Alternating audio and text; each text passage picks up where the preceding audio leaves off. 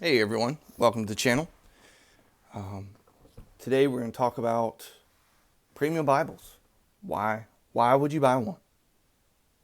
Why spend your money on a premium Bible? I've seen, it's actually one I carry. My son carries it now.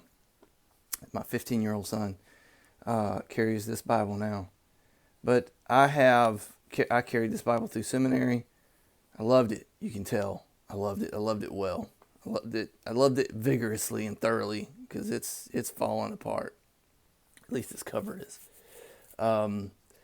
This is why a premium Bible. You may have your Bible may not look like this, or you may not know anybody's Bible who looks like this. But maybe you've seen the person with the duct tape. Got a whole roll of duct tape on their Bible, so trying to keep the cover together. Or I saw somebody recently that had one of these guys on their Bible, trying to keep the pages in. And so they had you see their Bible, and it's like half of the Bible was being held together by one of these little guys. That's why a premium Bible, because we become attached to them. They become good friends to us, and it's hard to. I don't know about you, but it's hard for me to move on or to change Bibles. I don't want to do it. I didn't want to change Bibles from this one. I held on for a long, long time because I'll be honest, I just had become so connected to my Bible.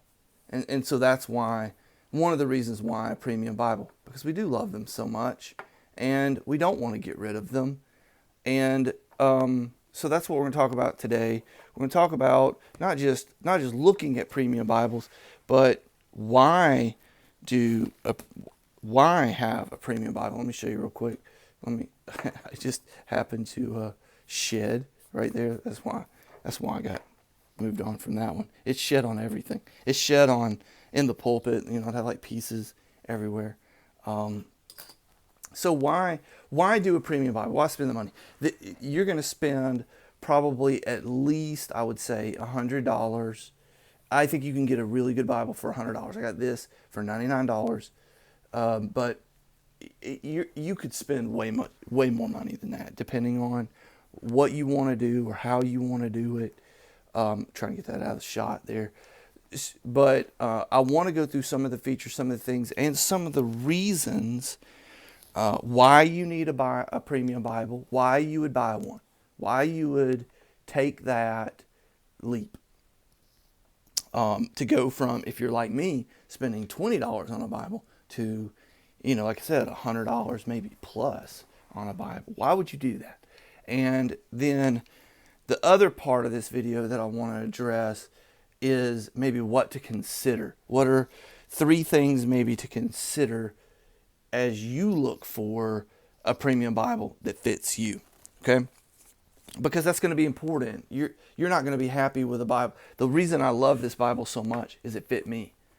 It just fit my life, my patterns of ministry, so forth, so on. And that's one of the things that we grow attached to, is just the way it fits. And you go to another Bible, you're not sure if it's going to fit the same. And so that's what brought me to this one, actually. So anyway, why you need one? Let me talk about the features. I'm not going to talk about this Bible in particular, but I'm going to use this Bible as an example. And I have another study Bible here that has a premium cover as well. That's in the calfskin, I think. So those are the 2 premium Bibles that I have in my possession right now. Why you need one? I'm going to use this as an example of kind of in general. So this could apply to any premium Bible, just whatever one fits your life. And in that journey, you'll have to kind of go down a little bit, but we'll talk about that to maybe give you a little bit of help and guidance. So the first reason you need a premium Bible is the cover. The cover matters, and this is why. The cover, all right? So I love this Bible, but the cover gave out on me. Now, I could have gotten this recovered. I even looked into getting this recovered so that I could keep my old friend. But it would have cost as much more than to buy this one. So the reason you need one, number one, is a cover. The cover is going to be durable. That's where, most of your duct tape Bibles, that you see all the time, or, you see people put them in Bible covers. Like, they actually go out and buy a Bible cover, the zip cover or whatever, to put them in to keep them safe and keep them from falling apart or whatever. That's why a cover's so important. So what the cover that you have on your Bible matters. This is goat skin. Let me tell you, there's a massive difference between goat skin and anything else that's out there. And so if you can make that jump, then I would recommend getting the best cover that you can get for the money that you have set aside to spend. You can get a good cover for $50, $60. It's going to be an upgrade from this. But even if you've only got 20 or 30, there's nothing wrong with these Bibles. This thing lasted me 10, 11 years. It's a good Bible. Don't get me wrong. Obviously I love this thing, So I'm not dissing these at all. I'm so thankful for them. But I want the cover to last. I want to love this thing for the rest of my life. I love carrying a Bible. I love old things. I love that, part of it. So I want the cover to last me. The second reason that you need a premium Bible is the paper. Now, if you've ever heard me do any reviews, or if you want to go watch some reviews that I've done on premium Bibles, I will say almost every time, I'll try to remind you and myself that paper makes the Bible. You cannot have a premium Bible without premium paper. The Bible is a book. Paper is everything when it comes to a Bible. It really is. The quality of paper matters. And the difference between this and this is night and day. It's just night and day difference. You can't see that in a video, of course, but this is thinner. It has a much different feel. It ghosts more. And so this is just a higher quality experience altogether. These premium Bibles have amazing paper. And that's like, you can even hear, well, I don't know if you can hear. I can hear some of the difference. Anyway, I'm just trying to show you where the differences might be. But the paper, it matters. The ghosting, the brightness, that kind of stuff really does. It makes the experience different. But this is something you're reading all the time too. So the experience that you have reading matters, and that's why premium Bible, and this paper is going to last longer. This, you can even see the difference in the yellowing or whatever. I don't know if that came over time or whatever, but you can kind of see when you put them next to each other what's there. And the third reason that you need a premium Bible is your legacy. Now, I don't know what that'll be like for you, but one day we're going to hand these things off to someone else. Like I said, my 15-year-old son has this Bible now. It's his Bible. And so I handed this off to him. Well, he actually asked me for it. But, I'll probably end up handing, well, I'm going to die one day, right? We're all going to die one day. And so what we leave behind, you never know. This thing could be, it's called heirloom for a reason. These things could be carried by your children or your grandchildren or whatever. You don't know. And so it leaves a legacy. Let me just say one thing about the legacy is I had a top grain thin line, which is a couple of steps down from this. Maybe, it's got a top grain leather cover, but the paper is totally different. Okay. Did a review on that. It's not a high quality Bible. It's not a premium Bible you kind of want to pursue. But in the midst of that, I had some issues coming away with the binding, and I contacted Crossway. They sent another one in the mail that day. No cost. They just replaced it. And all I had to do was I emailed them, I sent them some pictures, done. They were good. So the legacy is going to last. The money you invest, if your Bible were to fall apart, structurally or whatever, they're gonna replace. It's got a lifetime guarantee on these things. So that really matters to me, and that matters to the legacy of your Bible. You're going to carry a good quality Bible the rest of your life, or at least into the 20-25 year range, maybe forever, opposed to the few years you're going to get out of a good run-of-the-mill $20 Bible off the shelf. Okay, so then what if you're convinced? Okay, fine, I need a premium Bible. What then do you consider? What are some things you take into consideration to purchase that Bible before you take that step? I would say that these things, probably in order, are pretty important. First is what translation are you comfortable with? There are premium Bibles for every translation, I'm sure. But what translation that you are comfortable with is gonna change your decision making and what you're gonna get. Some, like NASB, have a really great translation, but their premium covers are they are more limited. They get very expensive very quickly, whereas Crossway with the ESV has some multiple steps along the way, and so that's really, I think, helpful to your budget. But what to consider is your translation. Of course, you want a translation that you're going to read. You want a translation that you're comfortable with. You want a translation that you're going to preach and teach from, if that's what you're doing. I hope it is. And those are the kind of things that you're going to want to consider. I love the ESV. I think it's readable and it's accurate, and it's a good balance between those two. And there's a piece of this Bible sitting there. I told you, man, this thing sheds its cover. So what is the translation that you're going to use? And that's going to change the type Bibles. So if you're comfortable with the ESV, this is Heirloom. There's an Omega. There's a Premium. There's a few of them out there, and it just depends on what translation that you're going to use. The New King James Version has some good ones. The NASB, I think John MacArthur just came out with a preaching Bible that uses the NASB.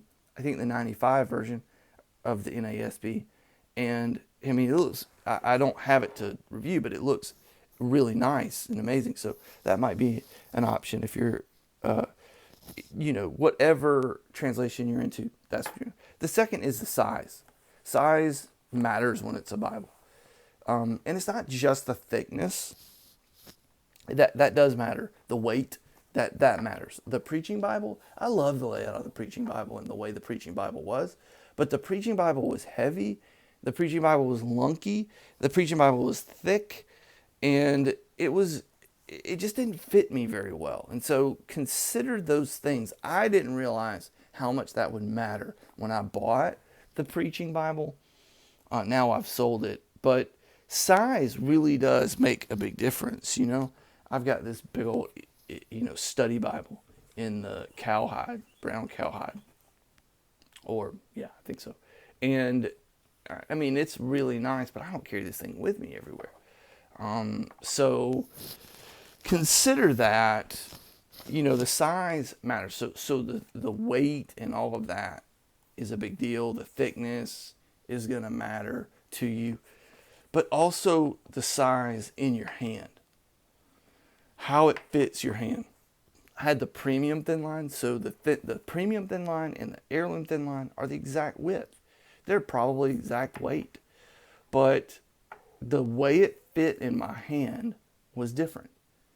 And I like, again, this was my guy. This was my Bible.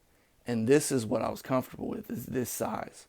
And it fit me. It fits what I do and how I preach and teach and just move around life.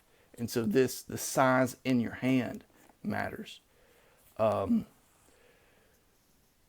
how are you going to know that? Well, some ways you're not. I mean, you just have to know what you have used in the past and what you like, and find something that fits that kind of a size that you've been familiar with and you like. Don't I would say, if you're going with a premium Bible, you might not want to break the mold of what you have become accustomed to and enjoy and use in your everyday ministry and life and reading and study. And then third, your font and your layout. Your font and your layout really do matter. What size font matters. The Preaching Bible had like really nice font. The Premium Bible had bigger font. And then I went back to this, which was the same that I was used to. I'd always used this size font, no different.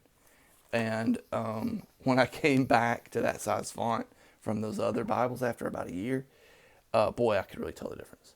Now I'm back used to it again, but man, initially it was a shock. I'd gotten used to those bigger fonts, and it makes a big difference.